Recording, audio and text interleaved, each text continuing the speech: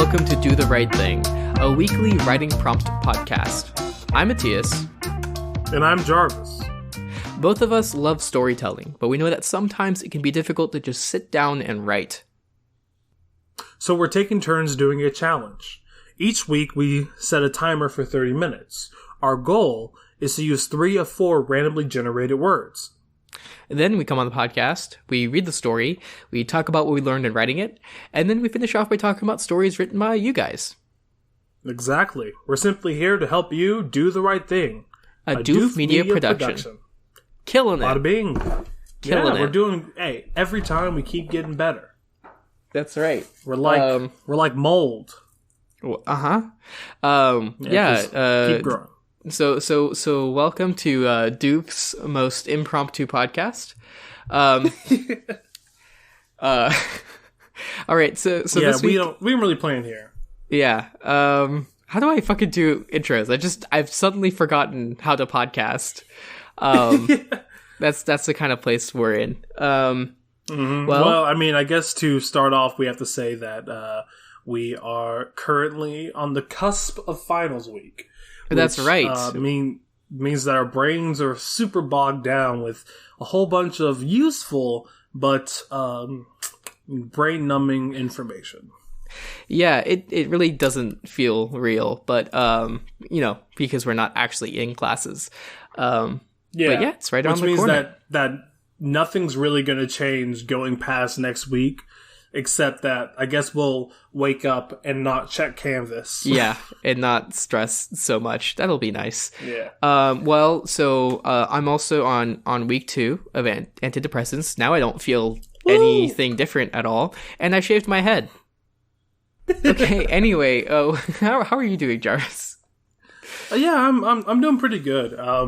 Mostly just trying to focus on studying and finals. I've been every day trying to kind of set up a summer schedule because I know that since I don't have a job right now, school is about to end, and I'm just going to go into summer, which is probably going to look like what I'm doing right now, except a lot more of it.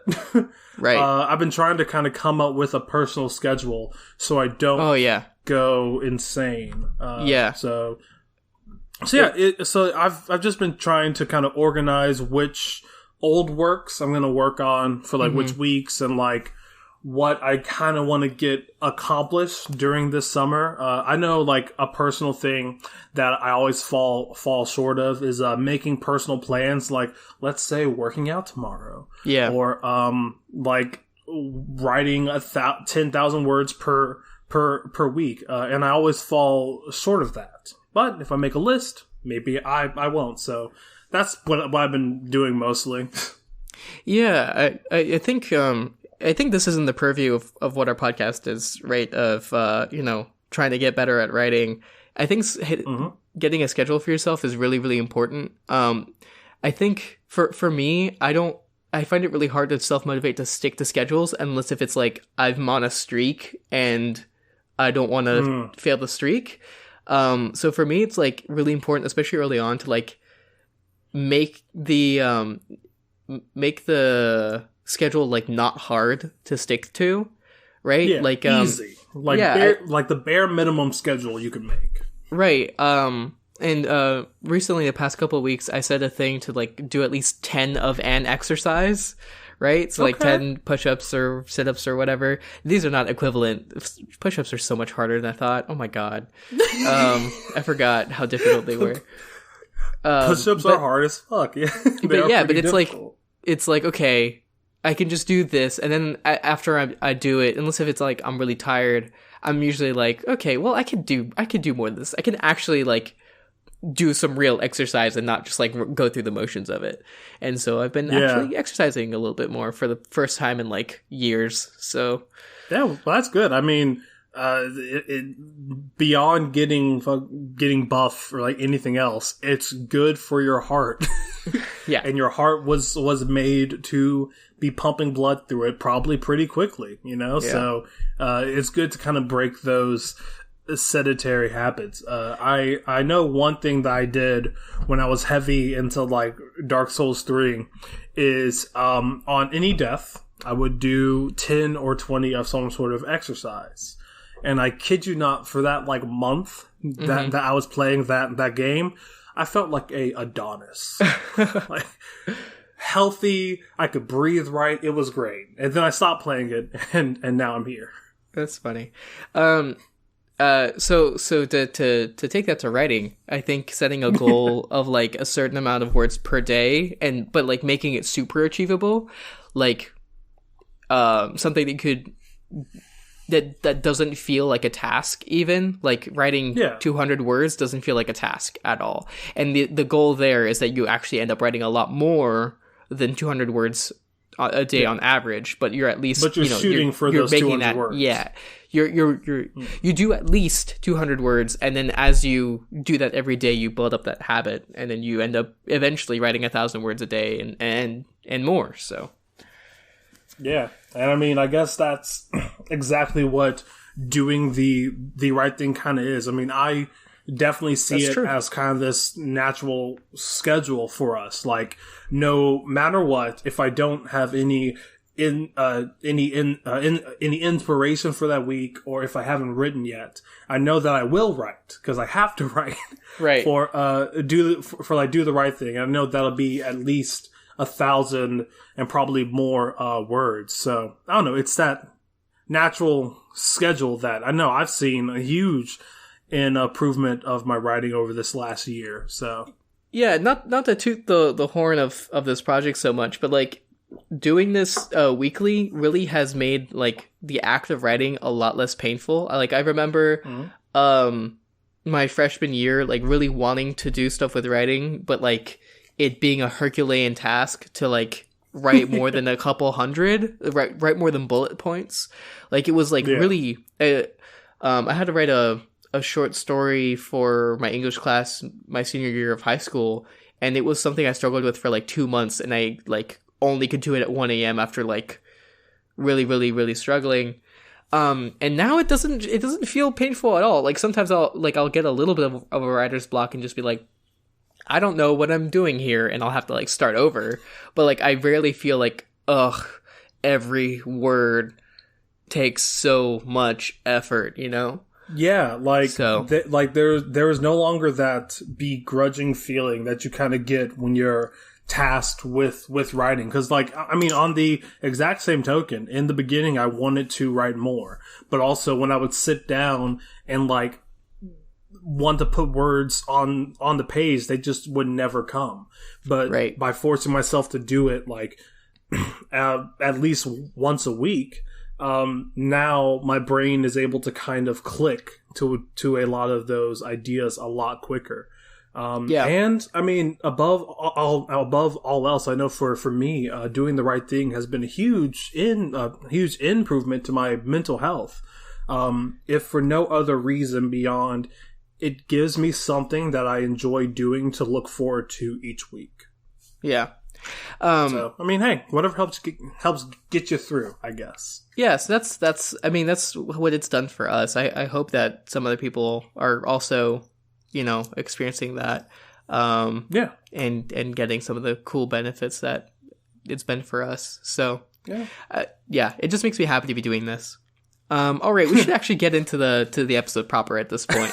I know our like spiel about being happy. Gross. Sorry about that, guys. We're all socially isolated. This is one of our few conversations we get per week. I know.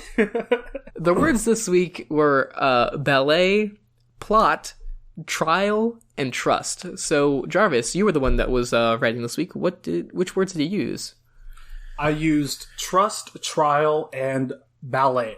And I mean, I did one of the cardinal sins of doing the right thing and hand-fisting these words in at the very end. Okay. But I mean, so okay, to step back, what I wrote this week used to be the first chapter that I wrote like a very long time ago on Weekend City, actually.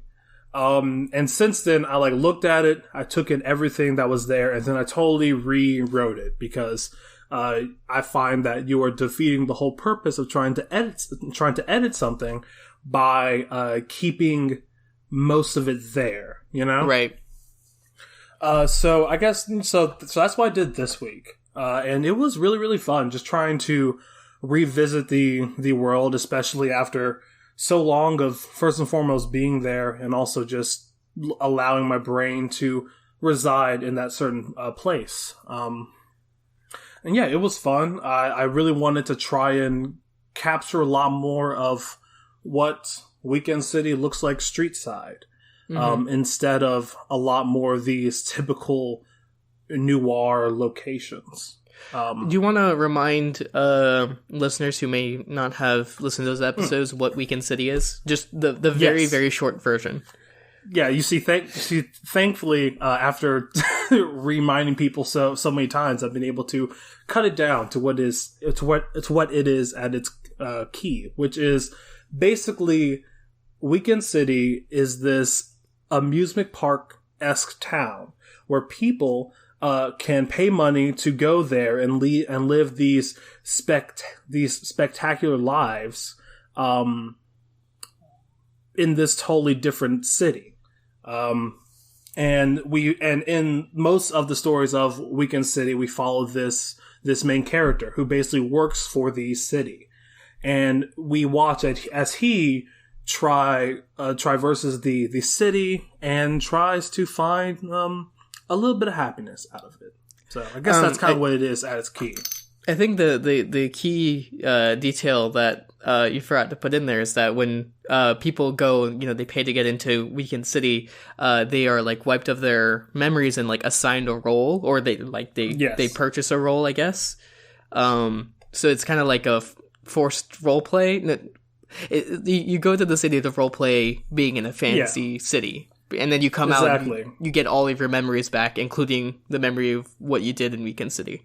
Mm-hmm. Oh, and also, within the city, there are two different people. There are the visitors and the weekenders / city-born. And the city-born are people who have gone into the city by signing a long-term lifetime contract that basically provides them with free housing, free food for like most. So basically everything that they really need is taken care of. But the only caveat is that they have to live in Weekend City forever under their new identity. Yeah. So, yeah, I guess that's all the pieces that you really need to know going into it. Yeah, so might as well get started, right? Anything we should know other than that before we get into it? No, I hope you enjoy. So the title of this one is Monday and Weekend. I locked up my office tight before heading out, double-fastened the, ironically, prison-like window bars, and tucked the blackout curtains corners into the chipped edges between frame and window seal. God knows these kids liked to mess with officers whenever they could. I'd chalk it up to estranged adolescence, and the fact our little managerial office was tucked between two alleged red hat bars. Anti-establishment, anti-government, and all-around rowdy bunch. All in a fake town of all places. To a certain extent, I don't mind. Learned long ago that a city doesn't bend to its residents. No. You have to be adaptable to the nature of your surroundings. And not so stubborn and stuck in your ways that you pitch a fit every time a lowlife tosses your office for contraband. You didn't throw in lockup because the meter maid working there used to snort coke by the pound. Thank God Tim's a good drinking buddy. So, saving him from burning a hole through his brain is the least I can do. Besides, I don't really keep much in my office anyway. My flat's right down the way between Sunday and Crescent Street.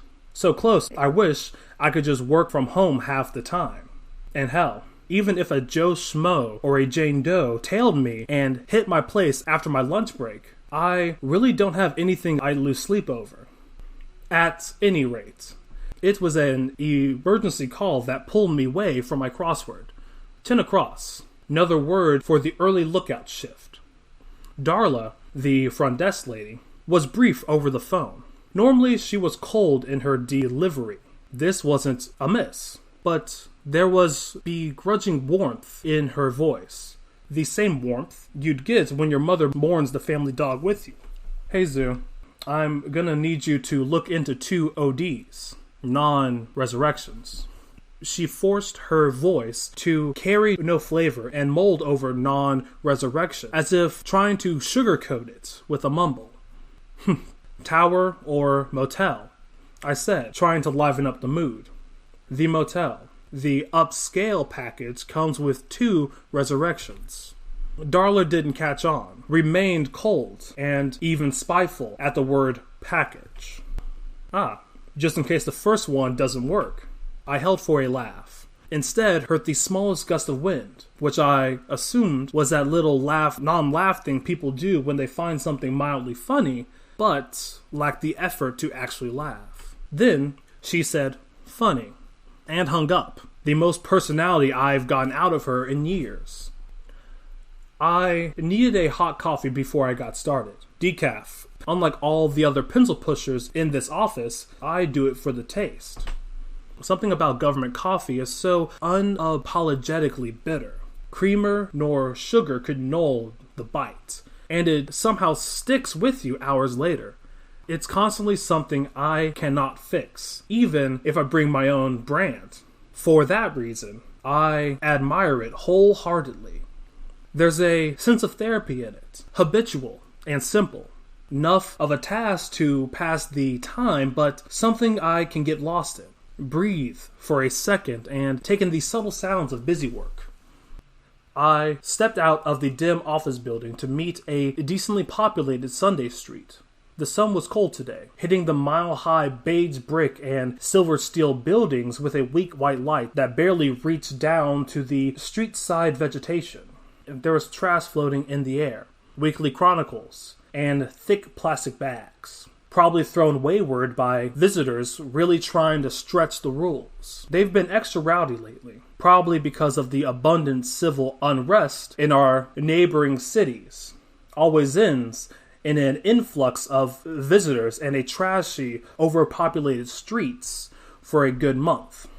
But it doesn't stop the city-born from running their errands and making gab about the who's who and whatever trial or tribulation they got themselves into. They're always so chipper in the mornings, walking down Sunday and Tuesday with a pep in their step and a big old weekend smile that could trick a cynic into trusting the president. Along that little walk to Monday Street, I spotted Hogan, the salesman, dressed in a Persian blue pinstripe suit and a paisley purple tie. The man lacks gusto, always had a fidget going or downturned eyes, which is a shame. He always said the right words, but the delivery just wasn't there. I take it as one of my duties to help him and other weekenders any way I can. For Hogan, it's listening to the same spiel daily and attempting to get him to that transatlantic standard that'll drive up his sales numbers and, above all else, give him some confidence. Have you ever wondered why you wake up with a booming noggin every morning? He'd force a big smile, show you can trust him, lean in like he's whispering a secret to you. Well, that's because your favorite brandy is lacking in the vital ray blockers that'll have you overheating before you even get out of bed. These rays are dangerous. New science tells us that the only way to live past 40 is to block these rays with some sort of solve.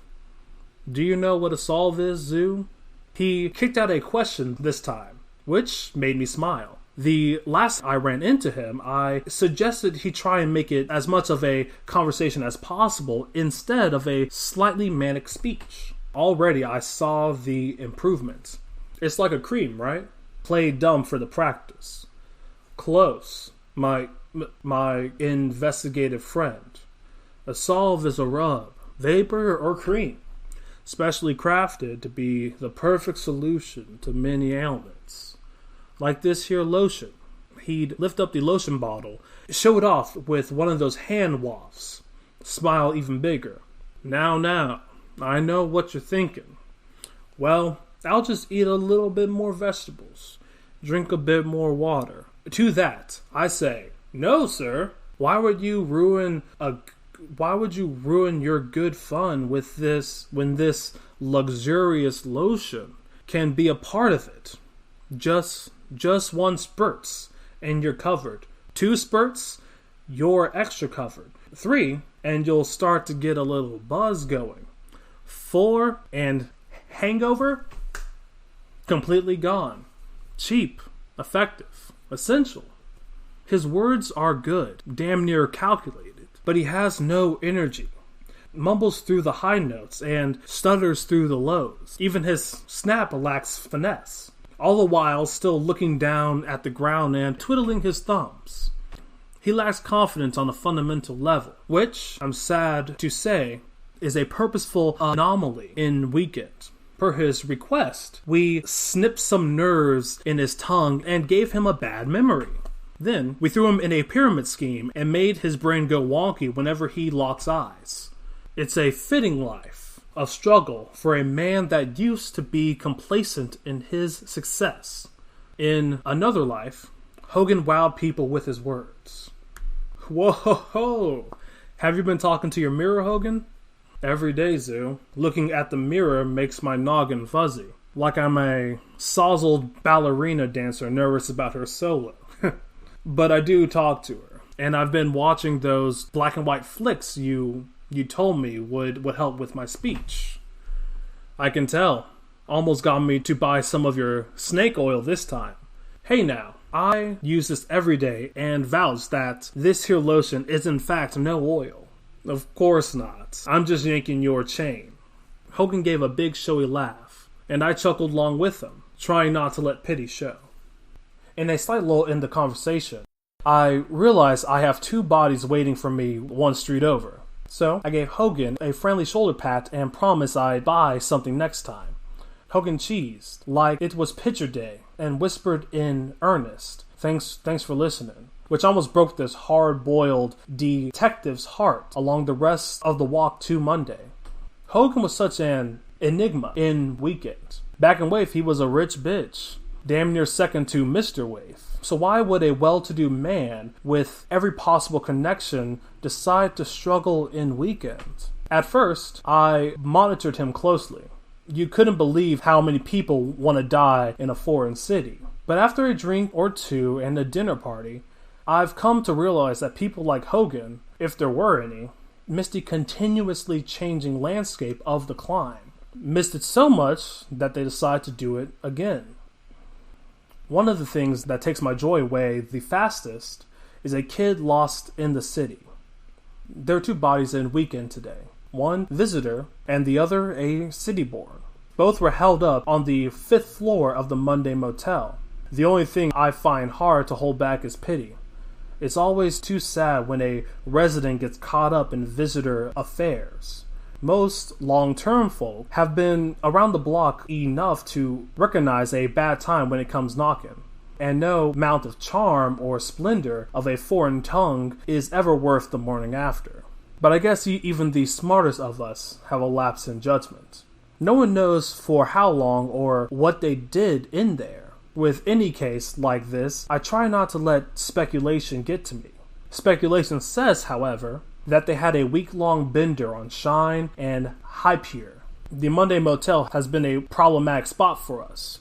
Rooms are tight, and the brown gold paisley wallpaper was nauseating. Each unit is only equipped with a bed and a small living space a mouse would find cramped. They're cheap rooms, leaky ceilings, ate-up armchairs, squishy carpet, but junkies like to save money where they can, so all those things are just cosmetic luxuries. Hell, I bet the dingy sitting area has been home to many of the best trippy tales visitors take home. But those are all good visits. No. With the city-born downstairs asking far fewer questions than he's supposed to, and the overall attitude towards taking one more hit man, that leads us to situations like these, where kids don't come down and life is lost for the most dismal of reasons. The 2 were sprawled across the wine-colored floor, slumped over and half leaned against the bed. black foam freshly fizzled from their mouths. William Calico was just 18, barely able to enter the city, let alone die in it. His real name was Kravix Abe. His file was on par with most his age, just looking for a legal way to get high. Noble, admirable, a kid walking off the beaten path. The other was Shelby Dale, 41, but younger looking for her age. She wore a gold and yellow flapper dress, black headwear, and no bra. The kid had one suspender popped off, wrinkled mist gray tweed trousers, and a dingy white undershirt. It was pretty obvious they've been living in these clothes. Even had a smell to them beyond the whole dead thing. Smoked shine and rubber. A similar musk a drunkard stepdad would spritz on before work. They could have been related, like a mother-son combo. But the abundance of lube and the overall sweat of sex in the air tells me otherwise. I hope. I got close, smelt ham on their breath, roasted long and hard. That told me their high pure was laced up with something outside the city. Our brand is as natural as you can get. Weaker than that in waif, yeah, but safe as hell. William Calico and Shelly Dale. Kravix Abe, and Tasha Riddles, I think. All I knew at that point was that it was one of many stories found in the same way in the same hotel. Not a single one was fitting.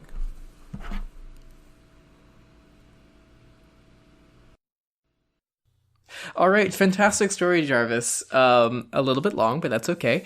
Quite. Yeah, I was trying to cut in as many places as possible. So I said it in the comments, but basically when I sat down to write, instead of just doing the right thing, I basically ended up rewriting the entire chapter. Right. So I had to cut down like all of it down to the bare bones of like what could be a complete short story or a section of a short story is more of what it is. Yeah, I think it works. The first time I read it, I only read the first half. And the main thing I was going to talk about was like getting lost in description before getting to like the point of the story, right? Yeah. But you did complete the story, so never mind on that. Yeah, I think one of the really great things here is how you construct this ambiance. There's these really great bits of description. The sun was cold today, hitting the mile-high beige brick and silver steel buildings with a weak white light that barely reaches down to the side street vegetation. Which is that's great. I love how with that description and some of the others, we kind of go from like our vision meanders, right? We're looking up at the sun, we look down to the buildings, down to the vegetation on the ground, and then we see the trash, which reminds us of the people. The people it reminds us of like what the city is and so on. So I think the description and like the way that the narrator kind of like decides what to think about and what to describe from moment to moment is really well done. Yeah, thank you. I think one thing that I was trying to kind of focus on is, of course, that description, but kind of figuring out exactly how the flow of the story is going to be, right? Like, is it going to be something a lot more typical to what I'm used to writing, or is it going to meander from this to this to this? So I kind of went for a train of thought type story, or at least in the voice. It's not stream of consciousness, but it is. Yeah, it's like you're letting the narrator think of everything. Yeah, and I think that's just kind of the style that I might choose for this project, since it is like this one person's journey. So yeah, I think that was definitely what I spent the most time on, is trying to figure out what his voice is, how much of the typical hard-boiled detective he is versus like how much of an actual person he is. So I don't know, just things that I was kind of thinking about as I was writing it. Yeah. So for like some things to keep in mind. I think this is really good for like. I think overwriting is always better than underwriting because it's a lot easier to cut, at least in my opinion, than to add more.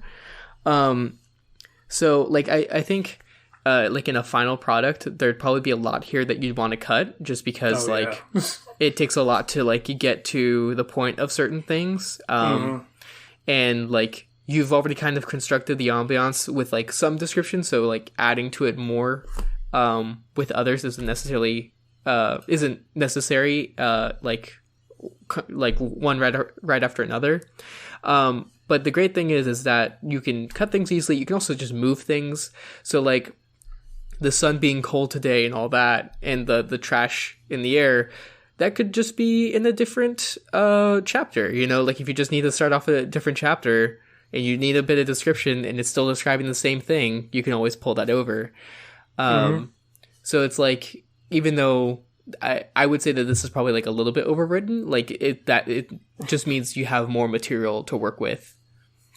Yeah, I mean, I think the thing that I'm kind of really struggling with is, as I said before, that character voice and how much would this person describe these certain things. Like I know, for instance, right, the title of it is, I think, Monday and Weekend or Weekday and Weekend or something like that. So I kind of wanted to construct this story where we're just following on his daily walk to this scene. And I don't know, I'm kind of iffy about the addition of characters like Hogan. Because, I mean, I enjoy what I did there, but I don't think it really finds a place in this story, or at least what's here right now. I mean, definitely on a second go, I would completely reconstruct this. And choose to focus on one specific aspect of Weekend instead of kind of trying to paint this wider canvas with like the smallest brush. So yeah, I think Hogan's a really good thing to focus on. So Hogan is the weekender who outside was super rich, but inside is just is a street oil salesman. A snake oil salesman. A snake oil salesman. So like I think Hogan is a very interesting idea, and I actually really like how we learn stuff about the narrator with how they interact with Hogan. The narrator is kind of just playing along with the city and just feels bad for someone like Hogan. Which and is doing kind things. Well, although I found it interesting that the main character like didn't look down on Hogan because Hogan was someone rich, right? So like this is like what they're paying for. So it's like you can actually blame them for the position they're in. You know, like if you see someone on the street and they're really struggling to sell things, and you know, like that they like need the money, right? Like you're gonna feel really bad for them. But like if they literally like if I saw Jeff Bezos begging on the side of the street, and I know that like that's Jeff he's begging right now, but like, you know, in a couple of weeks he's gonna be back at his mansion, like I'd be like, no, fuck you, like you don't get anything. You know, you put yourself here, you didn't have to, etc. So yeah, so I guess it's this like weird game that I'm trying to figure out how he's playing, because I see it as he sees himself as this sort of managerial person that's kind of taking care of this very strange zoo. Right. And I want his interactions with the people in it to at first be very, you know, like, hey, I'm talking to a monkey. That's fun. And then I wanted to progress as the story actually progresses, but yeah, I don't know. Yeah, I'm not saying that like that it's wrong. I'm saying that I find that very interesting. That and I think it's a really interesting kind of character to explore. And as I'm like thinking of stuff, I was wondering why what's his name? The main character is his name Zoo, or is that just like a okay? Oh, okay. I wasn't sure if Zoo was like a weird title. Pronoun or what's the word? Like the word "you," but like it's a slang version. Oh, okay, yeah. I mean, hey, that sounds pretty interesting. But no, his I haven't. Okay. I can never settle on an actual name, but as of right now, his name is Zuzu. Okay. Well, I like Zoo. Yeah. Well, yeah. But what I found interesting, so the flapper girl, she doesn't have her original memories, right? Yeah. But Zoo, who is a detective in the city, while he doesn't have his original memories, he knows what the city is. He's not under any illusion. And he knows who people were outside of it. And then first I was like, well, that seems like an inconsistency, but actually, it makes a lot of sense. Like, if you're a real detective, like a real police worker, you're actually solving real crimes because people are actually dying. Yeah. You do actually need to know where people are actually from. So it makes a lot of sense that his, job allows him to kind of cut through the illusion of the city. Yeah, and basically I see it as like his position is the only position that can traverse both worlds, right? In a sense, and it like acts as that in between like what the actual law is and what the weekend law is, and how those kind of conflict with each other. Right. Yeah. There's some really, really cool stuff in here, and I just like this kind of concept a lot. Like, it's just a lot of fun. Yeah, I think that's really cool. Yeah, I think... No, go ahead. Well, I was gonna move on to Hogan specifically and what you can do there. Yeah, sure. Shoot me. So, so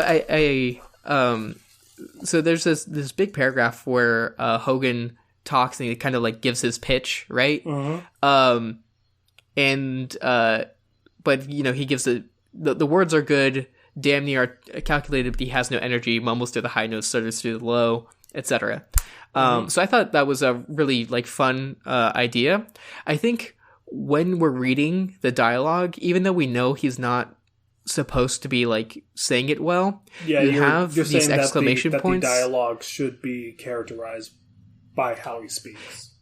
Yeah, and I'm wondering I think the best way to do that would I like the notion of the words are good but the presentation's off, and I think the way to do that would be to you really use punctuation, because punctuation is really one of the better ways to convey how something is said. I think punctuation, and then with the narration, I think because we hear the entire speech in almost one go, and there's lots of exclamation points, and you have this little bit of all caps, and I think it works well enough. If I read it, I can hear it how it's supposed to be said.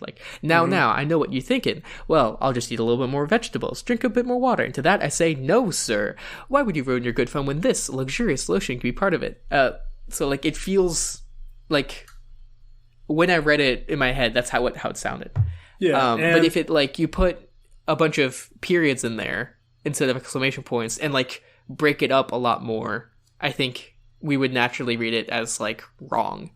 Yeah, and honestly what it was is that I always had the intention of going back and doing that, but I just kind of ran out of time, honestly. And sure. Also, it's trying to find the best way to kind of bring this stutter across. As someone who stutters very often, I find that of course there are a vast different amounts of stutter. One stutter isn't similar and is very drastic from person to person.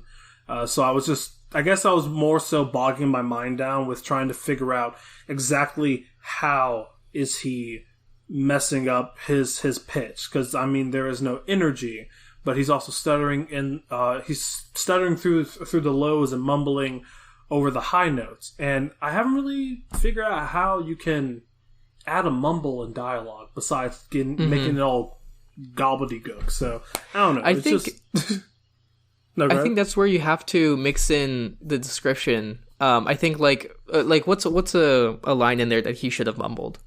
Oh, just so we can work with it. when he's saying these rays are dangerous. A new science tells us that the only way to live past 40 is to block these rays with some sort of solve. Do you know what a solve is, Zoo? Okay, so if like I think a way to do that would be like after new science tells us, we take out the all caps because that informs us how we're supposed to pronounce that. New science tells us the only way to live past 40, comma, end quotation.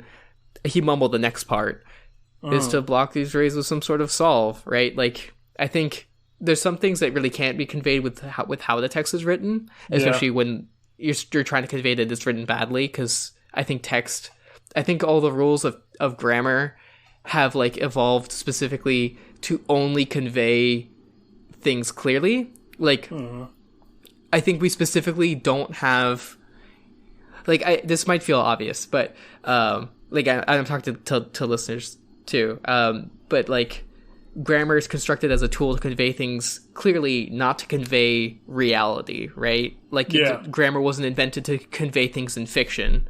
It was just to convey things in general. It's very technical. So I think like that's why we don't have like a tool or signifier to signify that something is like conveyed badly, right? Yeah, I see that. And honestly, which is why we have to use description. Yeah, and I feel that that's definitely like something that I'll probably take in mind when I do go back and switch up this section. I think honestly the biggest reason why I am a little bit reserved when it comes to placing descriptions in this specific pitch is because I like how the pitch looks just like straight through. Because I mean, it's a pitch; it's supposed to be quick and speedy, and I feel that the reader should read it like that. I love how when that bit that we were just talking about, you have these rays are dangerous in italics, and then the next is all caps. New science, like I could hear it. Yeah. What I would say is what you should do. New science means nothing. Yeah, exactly. No, it's wonderful. No, I thought this was delightful. But of course, it doesn't quite fit what you were trying to do, right? Yeah. So I think to get over the I don't want to destroy this thing that's actually I think I could construct it pretty well. Just cut and paste it into another document, and then do the edit where you make it real bad, right? Yeah. The whole killing your darlings thing, where like sometimes you have a line or a description or something that's like, or a plot point, or even like a whole character that's like really, really awesome, but doesn't work with the rest of your stuff. And rather than just deleting it, I think a better way for it to be like mentally, because like it's hard to cut stuff that you think is good, is to put it into like a cut document, a document where you just throw all your trash in. Yeah. Theoretically, you could go back and look at it, but you probably won't. So I just need to shoot my kids. I think that's the term. Yeah. Oh, shoot your kids. Shoot a toddler, right? Right in the throat. Jesus. So I do have have a question for you then. Yeah. Well, first and foremost, I want to know, what did you think of the actual like crime scene and like how that's described? And do you feel that there is a juxtaposition between the time Zoo was spending with Hogan versus the time he spends at the crime scene? And was that apparent? I don't think the latter. I mean, I think there's a different tone that it takes. Like, he's much more analytical and serious than with Hogan. Yeah. I thought the crime scene was good. I think what this needed, what I think would make this really good, especially for first chapter, is to like put the hint of the greater mystery in here, right? Because like that's how these stories always go. You know, we're following tropes, but these tropes are here for a reason, right? What's weird about the crime scene? Where does this point to? What makes this a not just cut and dry, they overdosed, right? Like, I know some of it's like, so I think you actually already have some breadcrumbs there already. Like, the high pure being from outside the city, I think you just need to like add in the explicit questions like, but where did this come from? And then like, just to convey the feeling that like there's something more going on here. Okay, I see. Yeah, and in all honesty, honestly, right after this section, another character shows up, and all those questions are kind of talked about. Okay. So, I mean, honestly, I feel that something that I really need to do with this is just reconstruct, like, the entire beginning, right? Because now that I'm thinking about it, maybe you shouldn't even start maybe he shouldn't even start in the office, right? Like, I see a better chapter being he starts off on the street of Weekend, and we get these bits about how he interacts with these people that he's supposed to watch over and protect, and then that's when he gets the actual call to go to the crime scene. I feel that that'll probably work out a lot better, mostly because there will be a lot more time given to those two different aspects. And overall, I would just I would actually write the whole first chapter. So sure, yeah. I think you should absolutely do that, and I would love to read it. All right, I think we spent a bit of time on this, so I think we need to move on. We do. Yeah. But of course, there's always more that we could say. But now into everyone's favorite section, probably, the listener stories section. So the listener. Really, really well. I really delivered that really well. I sound like Hogan right now. All right. So, of course, as usual, we can only talk about 5 stories because we have a limited time each podcast, right? But every single time you write, your chance of getting selected goes up. So if you were not selected, don't worry. Next time, you have even higher chances. And, of course, if you left comments, your chance of getting selected goes up as well. Leave at least 2, and you get an additional entry. So exactly. All right. So who are we talking about this week, Jarvis? The stories for this week, Jarvis, are Ace of Sword, Flower Priest, Foreside, Haunt of the Heron, and One Merry Lilac. So, of course, as usual, if you haven't read the stories, please do. Some of these stories especially just have these really cool twists and turns, and we're going to spoil them. Yeah. So it's absolutely worth going into it beforehand. Exactly. Gotta go in fresh mind without knowing anything. All right. Which one first, Jarvis? First one up is One Merry Lilac with a untitled entry. That's right. All right. So Matthew is someone who's been charged with a crime. He's with the district attorney, meeting with the opponent lawyer, Mr. Lewis. Mr. Lewis is offering a deal. His lawyer is saying to just like not. Oh, he's facing the district attorney. My bad. Yeah. Actually, is that? Yeah, okay, sorry, I don't know law. So his lawyer is telling Matthew not to say anything, and Mr. Lewis is offering a deal to, plead that he's guilty, and Matthew says no, but then Mr. Lewis says, no, your brother has already given you up, and Matthew doesn't believe it, and then Mr. Lewis actually calls in Ricky, the brother, who's a younger kid, it seems. And Matthew still doesn't believe it that Ricky would give him up and say that he's guilty, but Ricky really did, and he feels really tearful about it. But Matthew did kill 2 girls, and it's destroying Ricky. So Matthew gets really, really pissed off. Basically, says screw everyone. And screw Ricky as well. He's gonna drag his name through the mud. And so we really we go from from the beginning, we kind of feel like, oh, Matthew's probably he's being antagonistic towards the law because either he didn't do it or it's not so bad, right? Because he's the viewpoint character. But over time we no, he's not good at all. As soon as he doesn't think about what he did, which is, again, killing 2 girls, and apparently before then, making them like run drugs and stuff, which is horrible. So at the end anyway, Matthew says, fuck the deal, I'm going to go to the court, even if it like means that I might get the death penalty, because I want to like make things hard for Ricky and probably like get him in more trouble or something. So we just see how horrible of a person he is. I know.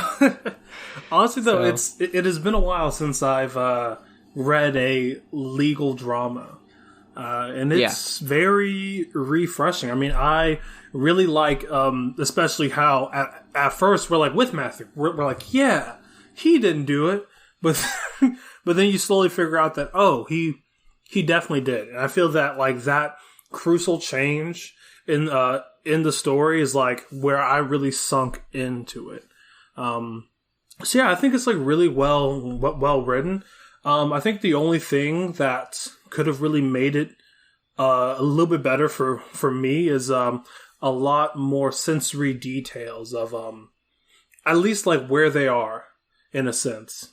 Yeah, I'd agree that there's that we don't really get a lot of the room. We get a quick description of appearances. Not necessarily that we like need to know what the room and the chairs and everything are like, but how can describing the environment and how people are looking reflect on the narrator and the emotions that we're seeing, right? Like don't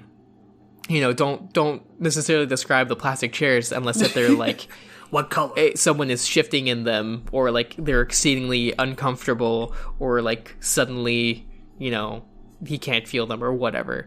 But yeah, so yeah, some sensory details, like maybe in the room it gets a lot hotter once Matthew gets mad, so stuff like that. But I really enjoyed it, and I love the core drama here. It's really rife with conflict. Yeah, it is rife with conflict, and I think above all else, it feels very realistic. And I would love to kind of see like what happens to Matthew for the rest of this court case. But yeah, thank you very much, One Merry Lilac. Really great story. Yeah, and thanks for writing with us. Thanks for joining us. Mm-hmm. So the next story is by Ace of Sword with Smolder, which is one of the. It's the most recent entry in that. It's the 8th in the series? Yeah, feels like. With the story about the guard woman and the fires and etc. If you haven't listened to those episodes, don't worry. It's like 8 episodes because we keep selecting Ace of Swords story. It's kind of miraculous how we've talked about almost every single one of their entries in this. I'm pretty sure we only missed like 1, maybe 2. Yeah. So that's kind of crazy. But I mean, that really goes to show that if you keep writing, you'll keep getting selected. So exactly. I know that Ace of Swords has been super consistent. So good job. Writing and commenting. Yeah. Really good job.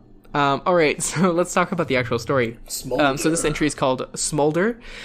In the previous parts, this guard woman found a book that's taught her pyromancy. She's been framed for murder, basically, as she's about to start discovering this plot, and so she's now she's just run back to her home after being informed by her captain that she's going to get hunted. So that's all the stuff that happened before now. So we start this off by her putting on her armor and stuff. We're like, oh shit, she's like gearing up to go like do something. She's not just running away. But she throws her sword aside and just keeps her truncheon, which is like a bat, basically. So we're like, okay, so she's not like going for blood, going to go kill someone, right?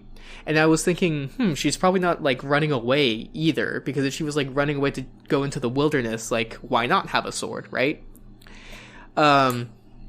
So we get a bit of dialogue with this street urchin that's been part of the story.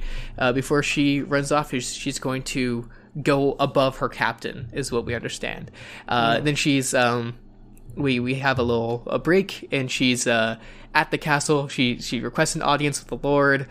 She's blocked by the guards, and she says that it can't wait, and so like punches them aside, basically starts trying to break into the castle. She's swarmed by other guards, and it seems like she's not going to make it. But then the Lord comes out and says, "Enough! I heard you asked for an audience." He looks over the guards who are already bruising, some with bloody noses. And then he adds, rather insistently, "So here is your chance to speak." It ends. So I love that dialogue at the end. It's very cinematic and cool. Yeah, and I mean, like the dialogue throughout is done really, really well.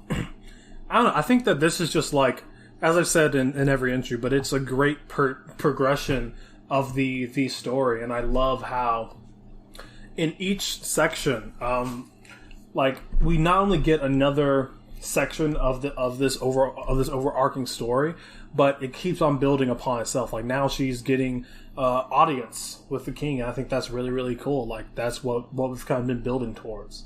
So yeah, really, really great. Yeah. One little thing is I wasn't sure how the Lord could have heard about this, because she's he wasn't outside as far as we understand, and those guards didn't have enough time to go and tell him because she just punched them and they were chasing after her. Sure. So that just a little continuity thing that I was wondering. But otherwise a really great entry into this little ongoing series. And Ace of Swords talks about how they're getting close to the end and feeling pressure, and I say, yeah, there's pressure. I think just take pride that you're about to finish something. I know, like that's really, really huge accomplishment. Honestly, like sticking with a story, doing multiple entries, and being close to finishing that. Like, heck, by doing the right thing. Yeah, I wish I could do that. So really great job, really great. Yeah. All right. Next story is by Haunt of the Heron with Discreet. So, as usual with Haunt of the Heron story, this is a very cool and weird story. I really, really liked it. Yeah. It's hard to define exactly what to compare it to. It does feel a little experimental because the narrator is only referred to as it. Yes. So we start off with a description of this room that it is in, which is like this really strange place with like one wall has like dispensers for food and clothing and like can take waste away. Their side, the south side, has a bed. The east side has a bunch of file cabinets, and we're like, what's going on over there? And the north side has a bunch of as I understand it, basically like those message, what are those called? The like pneumatic tubes, Yeah. Like when you go to the pharmacy and or to the bank. Yeah, exactly. That shoots files up. Yeah. Yeah, you put your thing inside a capsule and then it gets pulled by air to the other place. So we're in this very strange room. This is we kind of understand that this is a room of blue circle, which it never calls itself that, but that's what probably the others call it. Each of those pneumatic tubes goes to another room, who presumably has like another person, and each one has like a different thing in the room. One has mathematical and scientific equipment rather than file cabinets. Another one can see the outside. Another one has a bunch of levers and stuff. So basically we understand that they are like probably in some really strange like a science experiment, because everyone is called it.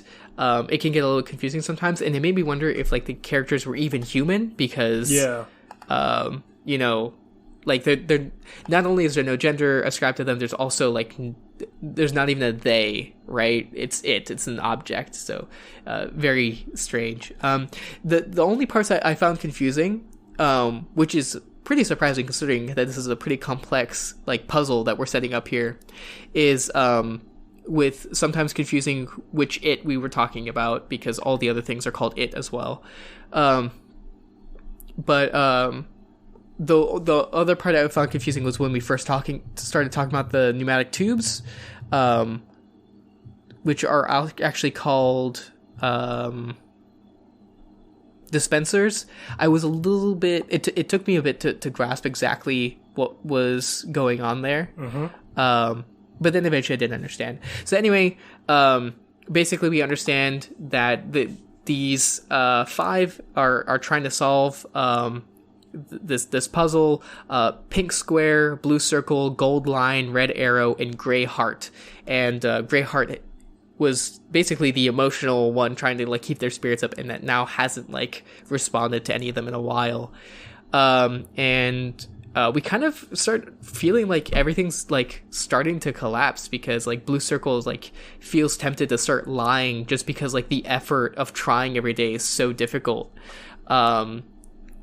And we kind of feel we wonder, is everyone else lying? Like maybe some of them aren't doing their job as much because, you know, they're tired. And then it's like, if they start lying, right, then there's no chance that they'll solve this puzzle and be able to get free. Because then they wouldn't be able to solve it. So, really, really interesting just to see this snapshot of like a downfall, and we really hope for these people. A really fascinating kind of puzzle situation that's been set up.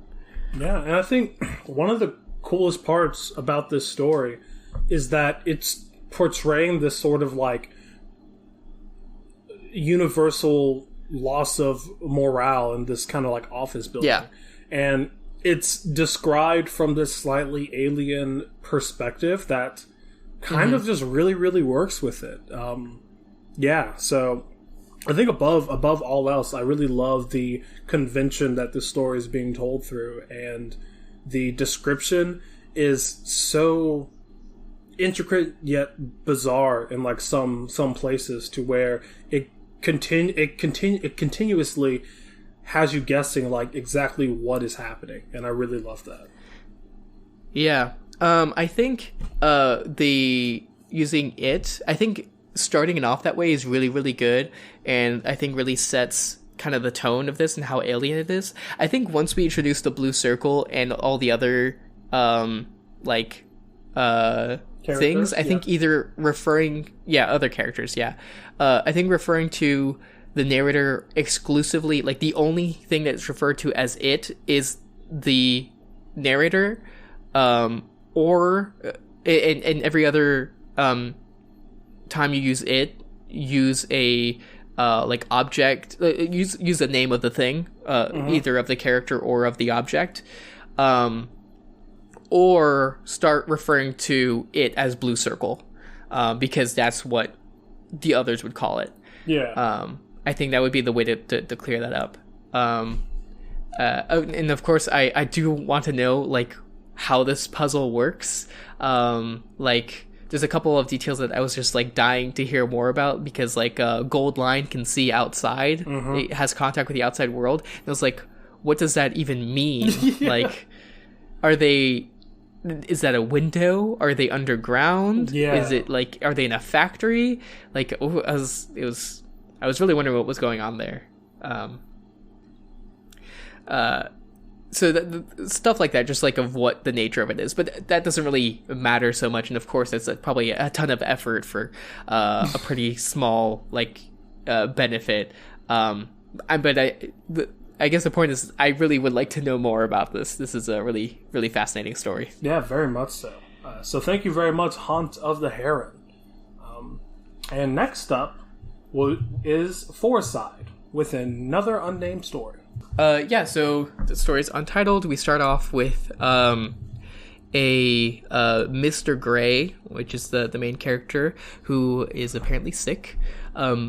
We quickly come to understand that they are at a crime scene, and that Mr. Gray is kind of like a Sherlock type, a detective, working with the police. Who Mr. Gray just happens to always be around these murders.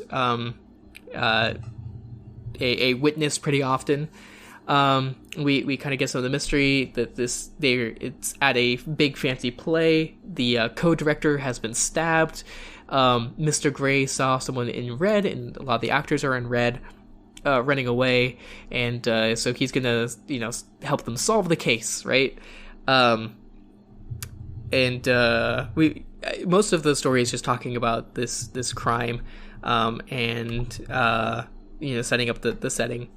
But at the very, very end, we kind of understand that so Mr. Gray goes out, finds one of the actresses, has the same brand of tissue that was found in the garbage next to the body that was like used to like wipe down the knife, basically, and Mr.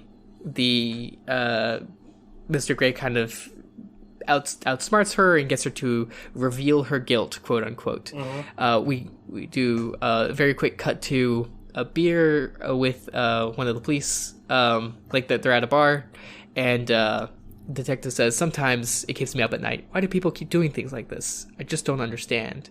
"Me neither," I say, barely managing to hide a smile. So we understand that this little reveal at the end that Mr. Gray is probably the murderer, and just framing everyone else, which is very, very concerning. It's also such a awesome twist at the very end, where if you know that going through it, you can definitely see some of the breadcrumbs being left to that. So really great, The only thing, and I think some of the comments already mentioned this, is that the reveal makes you wonder a little bit, logically, like if this keeps happening, this is not the first murder, this is the third or something like that. That Mr. Gray is not a suspect for some reason. When, if in a string of murders there's one person who keeps showing up, well, maybe look into that person, right? Maybe they have something to do with it. Yeah, so maybe, having something that's different in the situation, or like maybe in the other ones they didn't show up, they weren't there, but they showed up later to help out, right? So like they weren't connected to the crime.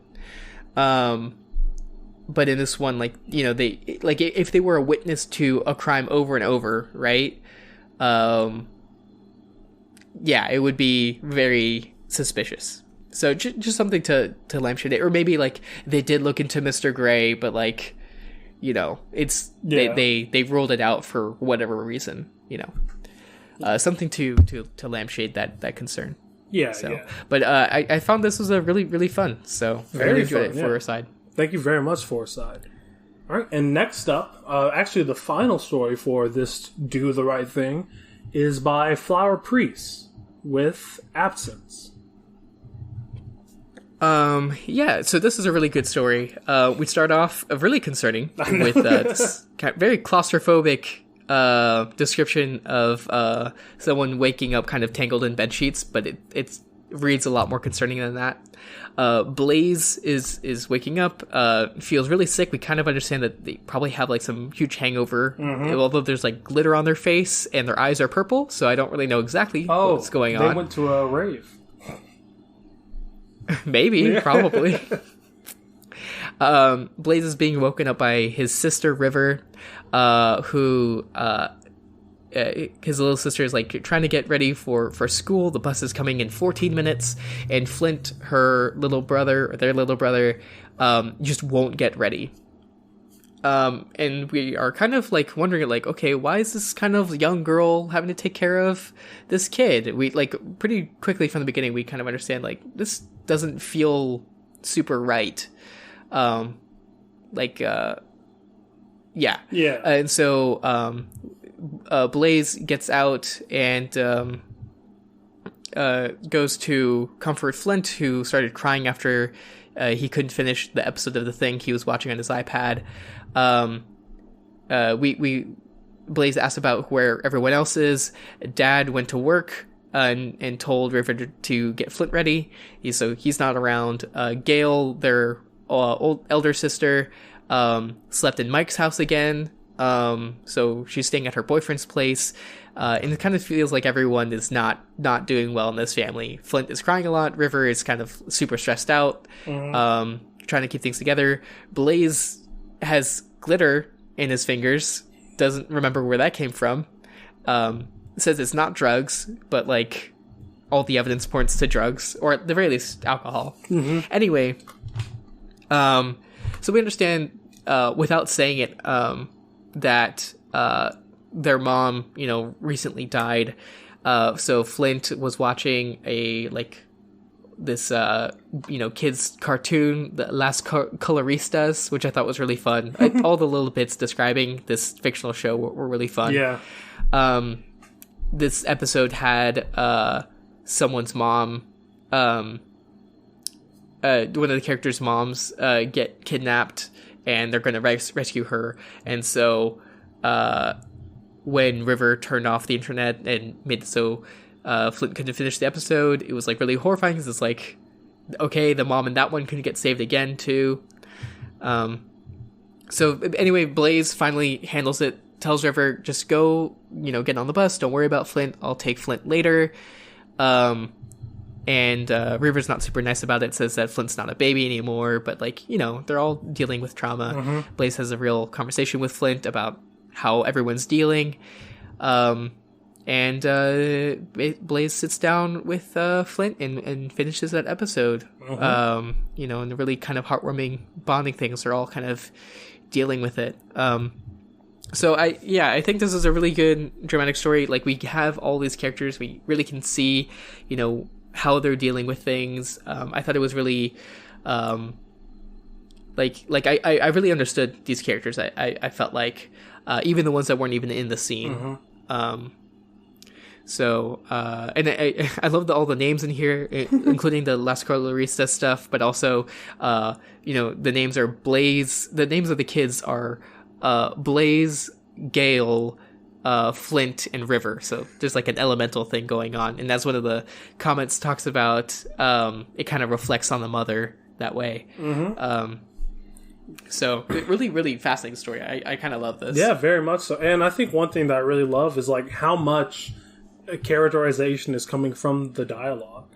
Like each character has this very specific way of speaking, and it's very clear to understand who is talking at what given time, which honestly is like it's a difficult feat first and foremost, but it's done so well here that's seamless.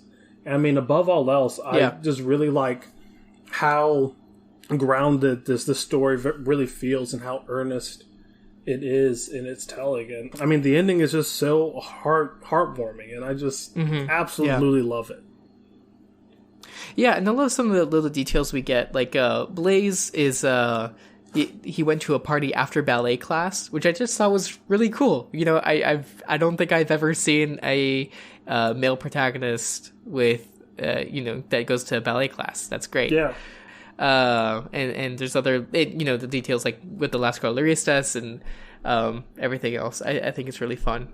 For one little critique, I think Flint, for the most part, was written really well. I think it was the age of Flint was a little confusing at times. There was a couple of sections or like descriptions where I thought that Flint might be older than he is.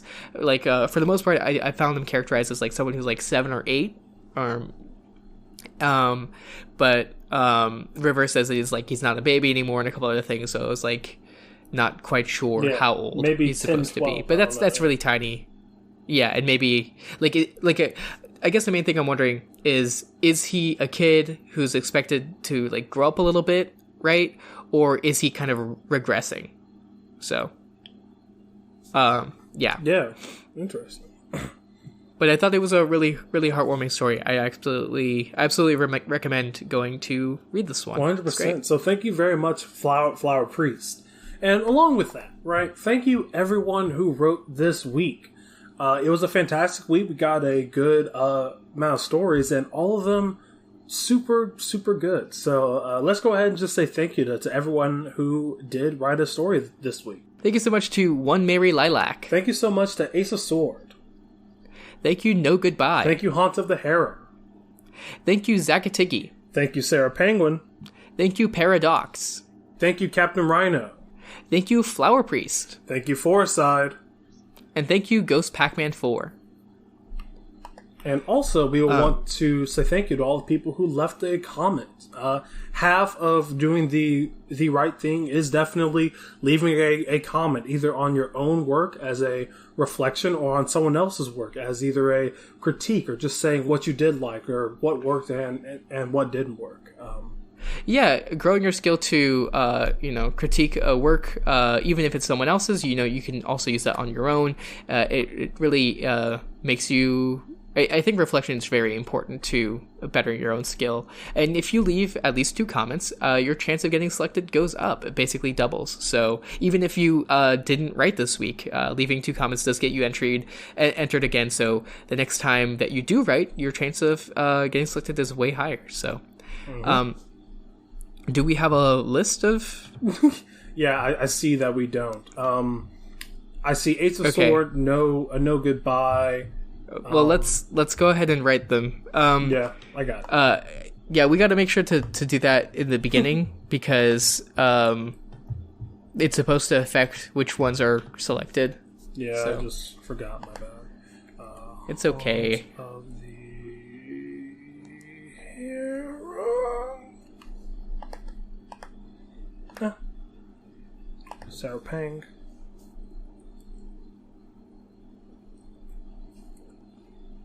Penguino.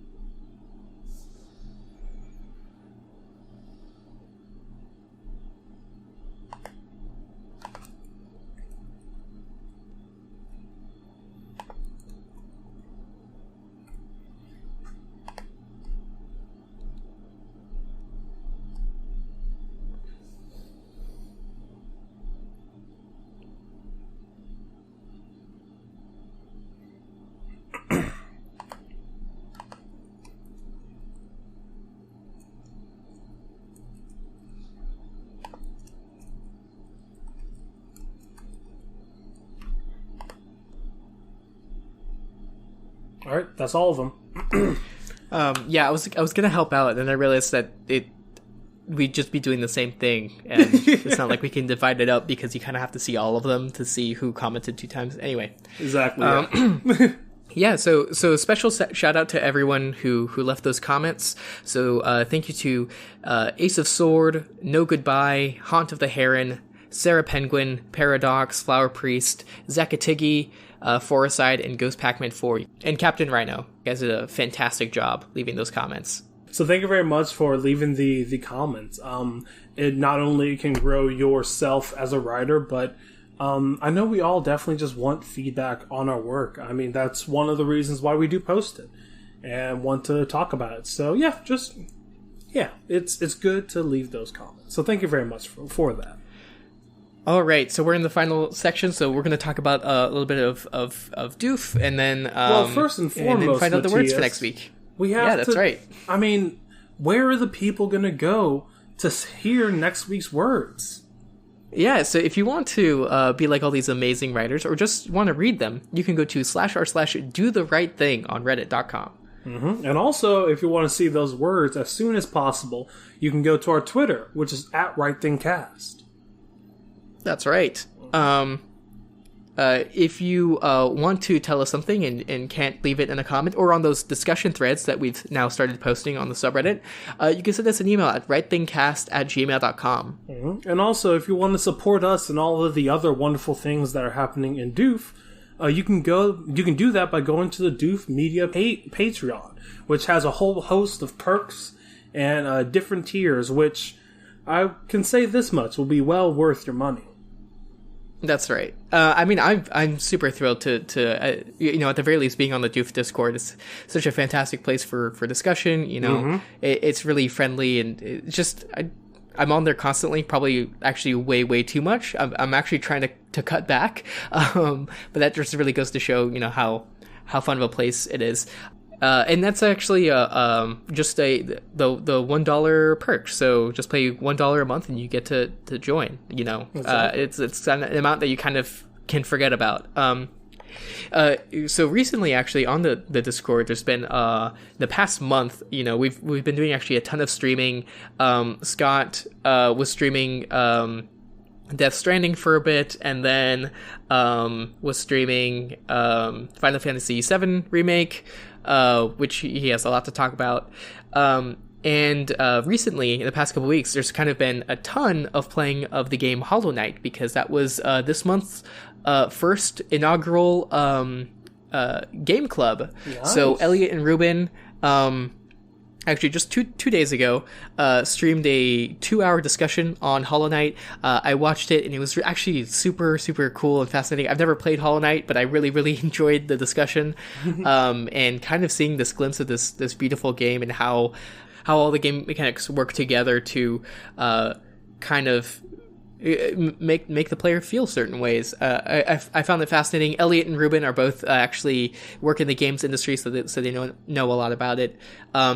If you haven't gone and watched that, it's on our Doof YouTube, and so I highly recommend it. If you haven't seen our Let's Plays, those are on the new Doof Games channel or Doof Plays channel. You can find it on our site, of course. And yeah, so there's a lot of stuff with games going on right now, and I find it super fascinating. It's really, really cool. Yeah. Oh, and also, what else is happening in Doof, Matthias? Well, there's one thing happening soon. Of course, as all the relevant parties know, We've Got Ward is actually ending super, super soon. Ward is ending, I believe, this week. Wow. I'm not entirely sure. That might or might not be true. I'm not super in the loop, but if not this week, then very, very soon. And so We've Got Ward is ending as well. And that's a really, really, really big deal. Related to that, so two things related to that, and I'll try to be quick. Wild Bow is, of course, doing a new thing afterwards, and I'm very excited to hear about that. And you can bet that we'll be involved some way or another in that. But in a different avenue, as I've mentioned before, me and Clarence, a guest on this podcast, we're going to be starting a podcast talking about Worm, launching really, really soon. So I think we'll probably be launching next week. So you'll hear all about that really, really soon. Nice. All right. I think that's all the stuff that we have to talk about Doof this week. There's always so much. I always forget, but we're a really busy network. So yeah. Yeah. All right. So the words for next week, Matthias Mason, are drum roll, please. All right. Let's hear him. Oh. Okay. Well, the words are history, warrant, decline, and cassette. Just to reveal the curtain a little bit, when I roll the words, I always actually make sure to put them in an order that kind of sounds good. So like decline, cassette. I don't know. Decline, anyway, cassette. So history, as in the history of something, its past. Warrant, as in like a warrant for your arrest. Warrant for your arrest, or if something is warranted, if something is justified, basically. Decline, as in, something going down, either literally, as in the decline of a hill, right, the downside, or the decline of an empire, for example, in the more abstract sense. And cassette, which is a very particular information storage device. Yeah, which one day no one will know about. Yeah, so can cassettes... I'm trying to remember, is cassettes just an audio thing, or is that also video? Like, is a VHS a cassette? I don't think so, right? Maybe? I think technically, yes. Technically, yes. It might be. I think a cassette is just the device itself. Yeah.